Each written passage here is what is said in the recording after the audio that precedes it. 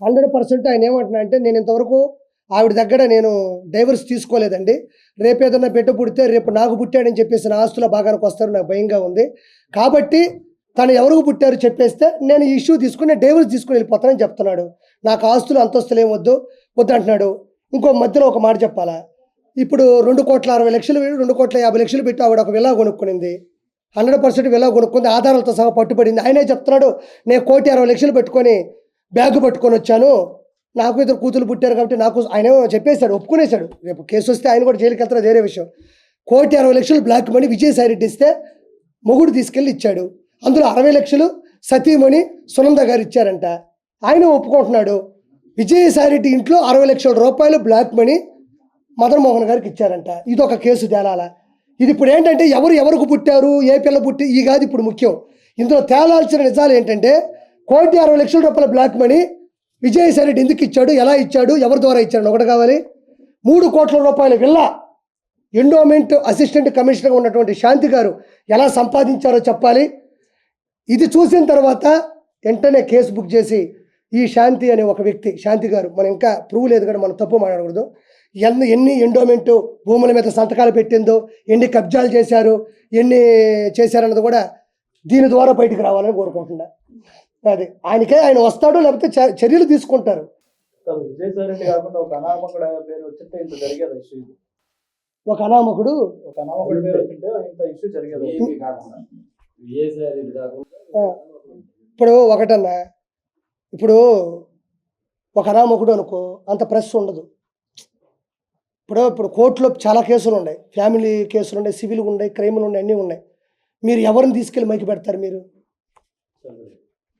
అంటే మీరే చెప్పండి. మీరు మైకి తీసుకెళ్ళి మీరు ఎంత ఆసక్తంగా ఉందా, ఎంత ఆనందంగానే చూస్తారు అంతే. ఓ ప్రెస్ వచ్చిందంటే దేనికి వస్తుంది? అందులో విషయం ఉందనే దానికన్నా వివరణ ఇచ్చేవాడు ఎవడని ఉంటుంది అంతే. ఇంకోటి విచ్చలవిడిగా రోడ్డు మీద పడాలి, లేదంటే అది భావోద్వేగానికులోని పెద్దదవ్వాలి. అది లేనప్పుడు నేను అదే అంటున్నా, ఇప్పుడు కెమెరా అనేది అన్ని చోట్ల పెట్టాలని మనకే ఉంటుంది. అది వెలుగులోకి ఎంతవరకు వచ్చింది? ఇప్పుడు ఉందనా, నాకు రేపు కేసు వస్తే నీకే ఫోన్ చేస్తా, వచ్చి ప్రెస్ మీట్ పెట్టు, తప్పే ఉంది అందులో. అతను చూడు, ప్రజలు వేరు, ప్రజల చేత ఎన్నుకోబడ్డ వ్యక్తి వేరు. ప్రతి కాన్స్టిట్యున్సీలో, ప్రతి నియోజకవర్గంలో 2 లక్షల చిల్లర ఓట్లు ఉన్నాయి. అంటే 2 లక్షల మంది అతను ఎంచుకున్నట్టే. అపోజిషన్కి వేసినా, పొజిషన్కి వేసినా 2 లక్షల మందికి అతను బాధ్యుడే. అలాంటి ఒక రాజ్యసభ సభ్యుడు ఢిల్లీలో పార్లమెంట్లో ఎగువ సభలో కూర్చున్న ఒక వ్యక్తి ఎలాంటి అలిగేషన్ వచ్చినప్పుడు ఖచ్చితంగా అది సమాధానం చెప్పి తీరాలి. ఎవడైనా చెప్పాలి.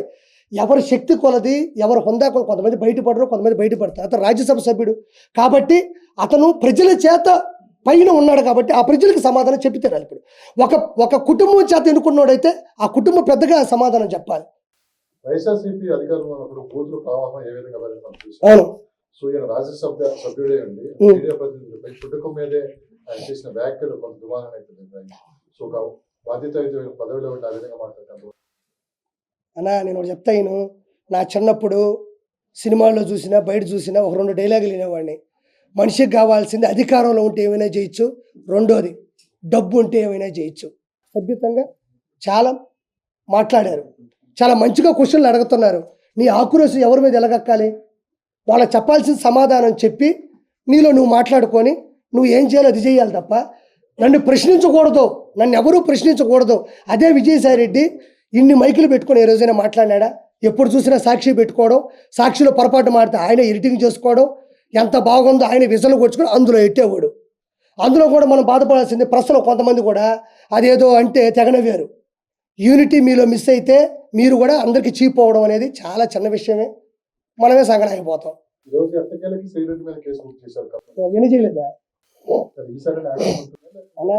నెల 10 రోజులే. ఇల్లేను, పేడ తెచ్చుకున్నాం, నీళ్ళలో కలిపినాం, కింద జల్లాలా, ముగ్గెయ్యాలా. ఇంకోటి మనకు రాజధాని లేదు, ఇంకోటి డెవలప్మెంట్ అసలు లేదు. ఇప్పుడు దాన్ని లోపలికి వెళ్ళి లోతుగా చూడాలా, ఏది పోయిందో ఎత్తుక్కోవాలా, ఎంత అప్పు తెచ్చినాడో తెలియాలా, ఈ అప్పులు తీర్చడానికి నిందలేసుకోవాలా. ఇప్పుడు వెంటనే దుష్టుల్ని సంహారం జరగాల, ఒక పక్క ఇది చేయాలా, ఒక పక్క పరిశ్రమలు తేవాలా, ఇంకో పక్క ఈ పరిశ్రమలు చెడగొడదామని చెప్పేసి ఇలాంటివి దౌర్భాగ్యంగా చేస్తున్నాడు కావాలనే. పరిశ్రమలు వస్తే ఎక్కడెక్కడ ఎదుగుదల ఉండదేమో ఈ విధంగా నరుక్కుంటున్నారు. రేపు ఏదైనా సమ్మెలు జరిగిందంటే, మన కార్మిక పరిశ్రమ పడిపోయిందంటే, పరిశ్రమ అంటే 10 మంది పనిచేస్తారనా? ఒక పరిశ్రమ వస్తుంది, ఐటీ పరిశ్రమ. ఈ విధంగా నరుక్కుంటా సమ్మెలు చేసుకుంటా ఉంటే లక్షల కోట్లు పెట్టుబడి పెట్టి లక్షలు సంపాదించాలనుకున్న ఏ పరిశ్రమ మూతపడిందంటే ఆ పరువు పోద్ది అనుకుంటారు. ఇలా అసభ్యంగా ఇలా మైలేజ్ తగ్గిస్తూ ఉంటే ఏం జరుగుతుంది మీకు తెలియదు ఏముంది. కాబట్టి పరిశ్రమలు మీరు నమ్మరు కానీ వాళ్ళు నిజంగా చాలా దృఢమైన సంకల్పంతో ఉన్నారు, తండ్రి కొడుకులు ఇద్దరు కూడా. వాస్తవంగా నాకు తెలిసింది చెప్తున్నాను, నేను పార్టీ సభ్యుని కాదు. వాళ్ళు పరిశ్రమలు తెస్తున్నారు, మంచి మంచి పరిశ్రమలు. ఈ విధంగా ఈ పనులు చేయడం వల్ల కొంచెం వాళ్ళు ఇబ్బంది పడుతున్నారు. నేను అందుకే అంటున్నా, ప్రజలు ఉత్తేజితమయ్యి తల్లిదండ్రులకు ప్రతిరోజు మనం చెప్తానే ఉండాలి. అధికారంలోకి వచ్చి 30 రోజులు అవుతుంది, 30 మర్డర్లు జరిగాయి ఆంధ్రప్రదేశ్ లో. ఇది లోకేష్ గారు రెడ్ బుక్ లో ఉన్న స్క్రిప్ట్ ప్రకారం జరుగుతుంది. రెడ్ బుక్ అంటే ఏందన్నా? ఎర్ర పుస్తకం. ఎర్ర పుస్తకం అంటే ఏందన్నా? దానికి చెప్పలేదు సమాధానం. ఏదో పెద్ద ఈయన కాబట్టి సాధించాడు ఎర్ర పుస్తకం. రెడ్ బుక్ అంటే ఏంటంటేనమ్మా, రెడ్ బుక్ అంటే ఏంటంటే ఏముంటుంది, ఎవడైతే తప్పు చేశాడో లా ప్రకారం బయలా వాళ్ళని కేసులు పెట్టంటే ఏదో తోసి కాదు, ఏ తప్పు చేస్తారో ఆ తప్పుని వెలికి తీసి వాళ్ళకి శిక్షించడం. సోషల్ మీడియాలో ఇప్పుడు వరకు మనం చూస్తుంది ప్రభుత్వం వచ్చి ఇంకా 15 రోజులు అవ్వాలి, కానీ క్రైమ్ రేట్ ఎక్కువ పెరిగిపోయింది ఆంధ్రప్రదేశ్ లో. గల్లీలో మరణం జరిగిపోతున్నాయి, కానీ ఇలాంటి ప్రాపగాండ ఎక్కువ జరుగుతుంది. ఇది ఎంతవరకు నిజం ఉందంటారు? నేను చెప్తున్నానండి, చనిపోయే ప్రతి వ్యక్తి వెనక జగన్మోహన్ రెడ్డి రాక్షసత్వం ఉంటుంది. జగన్మోహన్ రెడ్డి గంజాయి ఇచ్చి మనుషులను చంపించేసి అతనే వచ్చి పరామర్శిస్తాడు. ఎప్పటి వరకు జరిగిన వినాలా, ఎక్కడ వరకు అడగ వినాలా, అది ఇటు వచ్చి అందరం కలిసి మాట్లాడదాం. వాడు చెప్తున్నా, నా మాట నమ్మండి, ఎప్పటి వరకు జరిగిన ప్రతి హత్యలో జగన్మోహన్ రెడ్డి రాక్షసత్వం ఉంది, జగన్మోహన్ రెడ్డి ప్లాన్ ఉంది. జగన్మోహన్ రెడ్డి కోసం ప్రాణాలు ఇవ్వడానికి సిద్ధంగా ఉన్నారో లేదో నాకు తెలియదు, కానీ వాళ్ళ ప్రాణాలని బలి తీయడానికి జగన్మోహన్ రెడ్డి సిద్ధంగా ఉన్నాడు. మనం 2 గ్లాసులు తాగితేనే పిల్లల దగ్గర చెప్తూ కొట్టించుకుంటాం, ఏం మాట్లాడో మనకే అర్థం కాదు. అలాంటిది గంజాయి తాగితే ఓడి ఏం ప్రవర్తిస్తాడో, ఓడి ఎలా ప్రదర్శిస్తాడో. అలాంటప్పుడు ఎన్నికలు పెట్టడం ఎందుకు, ఎలక్షన్లు పెట్టడం ఎందుకు, క్యాంపెయిన్ చేయడం ఎందుకు, పాటలు కొట్టించి జబ్బుకు జబ్బుకు జబ్బుకు జగనన్నా జగనన్నా జగమంతా ఎందుకు పెట్టాలా? బలమైన పార్టీ అయితే నువ్వే ప్రెస్ మీట్ పెట్టుకొని, నువ్వే ఒక అసెంబ్లీ కట్టుకొని, నువ్వే మీ వాళ్ళని పెట్టుకొని డబ్బులు వేసుకొని కొట్టుకో. ప్రతిపక్ష హోదా అంటే బై 10% సీట్లు ఉంటేనే వస్తారు. అతనికి వచ్చిన 11 సీట్లకి కనీసం తెలంగాణ అసెంబ్లీలకు కూడా ప్రతిపక్ష హోదా లేదు అతనికి.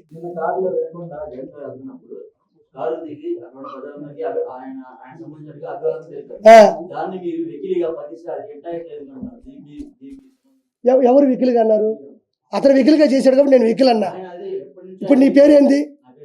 నేను గోపి అనే పిలుస్తా. అతను వికిల్ చేశాడు కాబట్టి నేను వికిల్ చేస్తాను అంట, దానికి ఇంకో పేరు లేదు. నేనేమో అలానే చేస్తాను. ఒక మనిషి గురించి విమర్శించేటప్పుడు, ఒక మనిషి గురించి పరామర్శించేటప్పుడు ఒక మాట మాట్లాడుతున్నా, అదే చంద్రబాబు నాయుడు గారిని పట్టుకొని మాట్లాడలేదా? ఆయన శరీరం గురించి మాట్లాడలేదా? అప్పుడు ఏం చేస్తున్నావు నువ్వు? అప్పుడే ఎందుకు ప్రశ్నించలేదు? ఆ రోజు వైఎస్ జగన్మోహన్ రెడ్డి కావచ్చు, వాళ్ళ పార్టీ కార్యకర్తలు కావచ్చు, భువనేశ్వర గారి గురించి ఆ రోజు మాట్లాడుతుంటే మీ నోరు ఏమైపోయింది? నేను ఈరోజు ఆయన చేసే విధానాన్ని చూపిస్తే రక్తం మరిగిపోతుంది. ఆ రోజు భువనేశ్వర గారిని పెట్టుకొని నిండు సభలో ఒక ఆడ మనిషిని సంస్కారంగా మాట్లాడిన వ్యక్తులు ఆ రోజు వల్లభనేని వంశీ మాట్లాడిన మాటలు నా నోటుకుండా చెప్పాలా? ఆ రోజు ఎందుకు ప్రశ్నించలేదు? ఒక బాడీ ఇలా చేస్తాడంటేనే రక్తం మరిగిపోతున్నప్పుడు ఆడవాళ్ళ గురించి మాట్లాడుతున్నప్పుడు ఏం చేస్తున్నావు? ఆ రోజు జగన్మోహన్ రెడ్డి ముందాగావా? ఆంధ్రప్రదేశ్కు ముందా పడుకున్నావా ఏంది? రాయపాటి అరుణ్ గారి గురించి వర్రా రవీంద్ర రెడ్డి పెట్టిన కామెంట్లు చూపిస్తా, వాడికి సమాధానం చెప్పు. రా నా పక్కన కూర్చొని ఇద్దరం కూర్చున్నాం. శ్రీరెడ్డి పెట్టిన బూతులు నీకు నేను వినిపిస్తా. నువ్వు జస్ట్ నేను ఎలా అంటేనే నీ ఫీల్ అయిపోయినప్పుడు ఆడ మనుషుల అవయవాల గురించి, ఎస్పెషల్లీ రొమాన్స్ గురించి నేను ఇట్టంటే వచ్చిందా? రా నేను చూపిస్తా.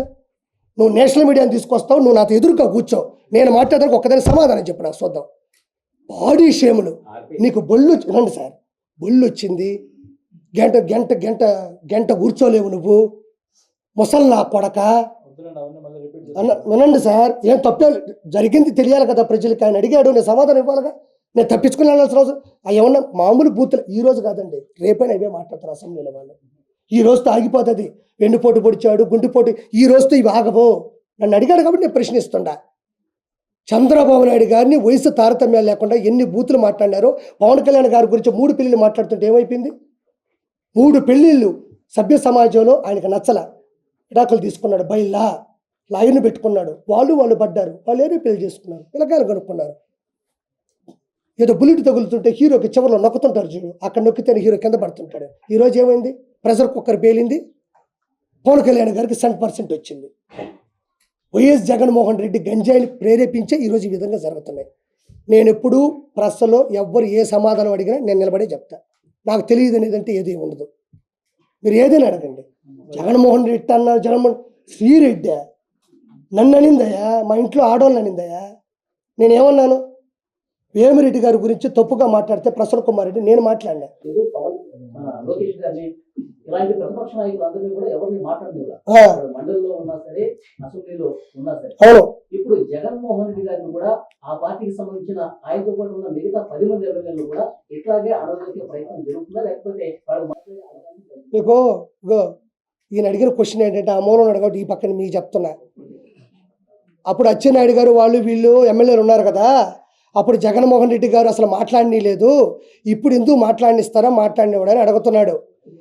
చంద్రబాబు నాయుడు గారు అలిగి వెళ్ళిపోయింది, మీరు 2014 నుంచి 19 దగ్గర ఏమి పోలవరం ప్రాజెక్ట్ చేశాడు అవి అడిగిన దానికి సమాధానం చెప్పలేక కాదు. ఇంట్లో ఆడవాళ్ళని దారుణమైన మాటలు మాట్లాడుతుంటే తట్టుకోలేక నిండు సభలో ఇంకా ఆడవాళ్ళని అక్కడ ఇంకా మాటలు అనిపించలేక వెళ్ళిపోయినాడు. చట్టసభ అనేది ఎలా జరగాలంటే, అసెంబ్లీ అనేది ఎలా జరుగుతుందంటే, వీళ్ళకు ఒక సమయం ఇస్తారు, వాళ్ళకు ఒక సమయం ఇస్తారు, వీళ్ళు మాట్లాడాలి. అది ఎవరికైనా ఇవ్వాల్సిందే. ఇప్పుడు 11 మంది వచ్చారన్నా, ఈ 164 మంది మాట్లాడుకుంటే ఏముంటుంది? అదే మన చుట్టాల సభ అవుతుంది. చట్టాల సభ ఎందుకు అవుతుంది? అదే వాళ్ళు మాట్లాడతారు, వాళ్ళు చెప్పేది వాళ్ళు చెప్తారు, వీళ్ళు చెప్పేది వీళ్ళు చెప్తారు, వాళ్ళు వినేది వీళ్ళు వెళ్తారు, అన్నిటికీ సమాధానం ఉంటుంది. ఇప్పుడు ఢిల్లీ వేదికగా ధర్నా చేస్తారంట పార్టీ గారు, ఎంపీలు అందరూ, ఎమ్మెల్యేలు, తర్వాత మన ఎమ్మెల్సీలు అందరూ కూడా ఇవాళ పార్లమెంట్ పార్టీ మీటింగ్ లో చెప్పారు, బుధవారం రోజు ధర్నా చేస్తాం. అక్కడ రాష్ట్రపతి గారి అపాయింట్మెంట్ కోరాం, ప్రధానమంత్రి అపాయింట్మెంట్ కోరాం, కేంద్ర మంత్రుల అపాయింట్మెంట్ కోరాం. ఈ హత్య రాజకీయాలకు సంబంధించి 4 రోజులు అయినప్పటికీ కూడా కేవలం 4 రోజుల వ్యవధిలోనే 30 హత్యలు జరిగినాయి, 300 వైసీపీ కార్యకర్తల కుటుంబాల మీద దాడులు జరిగాయి. ఇవన్నీ వాళ్ళందరికీ తెలియజేస్తాం అని చెప్తున్నారు జగన్మోహన్ రెడ్డి. ఇప్పుడు వైఎస్ జగన్మోహన్ రెడ్డి ఇటు చూడండి, ఒకసారి సైలెన్స్గా ఉండాలి బాబాయ్, అయిపోయింది ఆగండి. ఈ పేపర్ ఒకసారి చూడండి, నువ్వు చెప్పిన చక్కని సందేశం ఇస్తాను. నేను కూడా క్షమించండి, నువ్వు అనేది మీరు అనాలి, ఒక్కోసారి వచ్చేస్తుంటే ప్రేమతో. కనబడుతుందా లేదా? ఇదే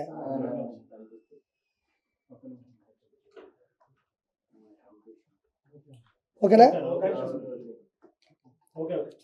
ఇది చూద్దాం. 2019 నుంచి ఈ రికార్డ్స్ నుంచి తీసుకున్నా, ఈ చట్టంగా ఉన్నట్టు 2019 నుంచి 2024 మధ్యన జగన్ పాలనలో హత్యలు చూడండి సార్. క్రమ సంఖ్య 1, వివిధ కేటగిరీలు సంఖ్య 3, బీసీ 300 మంది, ఎస్సీ ఎస్టీలు 188 మంది, మైనారిటీ సభ్యులు 11 మంది, మహిళలు 991, పార్టీ కార్యకర్తలు 79, ఎన్నికల కోడ్ సమయంలో హత్యలు 13, ఎన్నికల తర్వాత జరిగిన హత్యలు 6, మొత్తం 1588. ఇది 2019 నుంచి 2024 వరకు కూటమి కలిసిన చివరిలో కావచ్చు, దాని ముందు వరకు జరిగిన వివిధ రకాల క్యాస్టులు కానీ ఒక క్రమ సంఖ్యలో జరిగింది. 1588 హత్యలు వైఎస్ జగన్మోహన్ రెడ్డి క్రమంలో జరిగినాయి. నేను ఈరోజు కూర్చొని నేను అనేస్తా, ఢిల్లీ పోతా, మోడీ గారితో మాట్లాడతా అనేది అవుతుందా? నేను జగన్మోహన్ రెడ్డి ఇద్దరం ఒకటే. ఇప్పుడు నేను జగన్మోహన్ రెడ్డి ఇద్దరం ఒకటే. కిరాక్ కార్పి జగన్మోహన్ రెడ్డి ఇద్దరం ఒకటే. మాజీ సీఎం కదండి, మరి మీరేం చేశారు? ఎవరు ఇప్పుడు మాజీ సీఎం అయితే, మాజీ ఉంటే ఎంత తేడా వస్తుంది తెలుసు నీకు? ఇప్పుడు నేను మాజీ సీఎం అంటున్నాడు అన్న. ఇప్పుడు అవును నేను అంటున్నానబ్బా, నా ఆలోచన దృష్టిలో జగన్మోహన్ రెడ్డి నేను ఒకటే. నేను ఏం చేయలేడు, ఆయన ఏం చేయలేడు. ఏమన్నా చేస్తే ఇంకో ప్రెస్ మీట్ పెడతా, నేనే మాట్లాడతా. ఏమీ చేయలేడు. చెత్తకాయలు కూడా రాలవయ్యి చెప్తున్నాడు కదా. మనిషి చచ్చిపోతే 15,000 ఇచ్చారా, 15,000 ఇచ్చారా, 15,000 ఇచ్చారా? అక్కడ తెలియదు ఆ మనిషి వ్యక్తిత్వం ఎలా ఉంది, సైకలాజికల్గా ఎలా ఉంది. గుర్తుపెట్టుకో, ఇంకో 3-4 మంత్స్లో జగన్మోహన్ రెడ్డికి శస్త్రచికిత్స ఎర్రగడ్డలో కావాలి. ఇప్పుడు నుంచే టోకన్ తీసుకుంటే చాలా మంచిది, అందులో నో డౌట్. నిన్న జగ్గిరెడ్డి గారు ఎక్కడెక్కడి నుంచో తిప్పుకొచ్చి చిరంజీవి గారి ఫ్యామిలీ కట్టించారు ఏదో సంగారెడ్డి నుంచి. ఏంటి ఎక్కడ ప్రపంచంలో ఏది జరిగినా చిరంజీవి గారి ఫ్యామిలీకి ఎందుకు పంపిస్తారు? ఏముందలేండి, ఇప్పుడు ఒక మనిషి మీద ఇగో ఉండొచ్చు. ఇప్పుడు ఆయన పార్టీ పెట్టి వెళ్ళిపోయినా కూడా ఏమి అంత అజాత శత్రువుగానే ఉన్నాడు తప్ప ఎవరు మాట అనేది లేదు. కాబట్టి నా 4 మాటలు మాట్లాడితే తగిలిస్తే బాగుంటుందని ఉద్దేశం అంతే. జగన్ గారు చిరంజీవి గారికి ఏ సంబంధం? చిరంజీవి సంబంధం ఏంటి? పోసాన గారికి చిరంజీవి గారికి ఏం సంబంధం? ఇండస్ట్రీ కాబట్టి శ్రీరెడ్డి చిరంజీవి గారికి ఏం సంబంధం? అనవసరమైన సంబంధాలన్నీ ఆడాడే జరుగుతుంటాయి. ఆడ బీఆర్ఎస్కి టీడీపీ, మన బీఆర్ఎస్కి వైఎస్ఆర్సీపీకి ఏం సంబంధం? కర్నూలులోనే కేసు పెట్టారు. ఆ? కర్నూలులోనే కేసులు పెట్టారు. వాళ్ళ కడుపు మండింది కాబట్టి.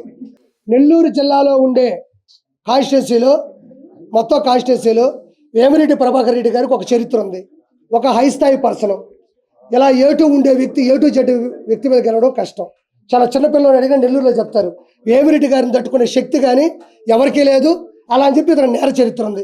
కాబట్టి 2,60,000 ఓట్ల మెజారిటీతో ఆయన గెలిచాడు. అది ప్రత్యేకంగా చెప్పలే.